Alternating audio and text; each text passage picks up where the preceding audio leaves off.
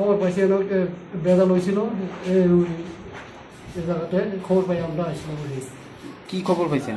আমরা পাইছি দরবার পাইছিল আওয়ার পরে মারধর করানোর লাগে মনে হয় আইসে বাড়ি ঘরে দরজানা কাজ টাজ ভাঙিয়ে দিয়ে গেছে। কাউকে দেখছেন নি বা আটক করতে? না কেউ তারা দেখছে না, চিনেও না। অনকে আপনার এটা তদন্ত চলতেছে। কোন থানা? আমরা হচ্ছে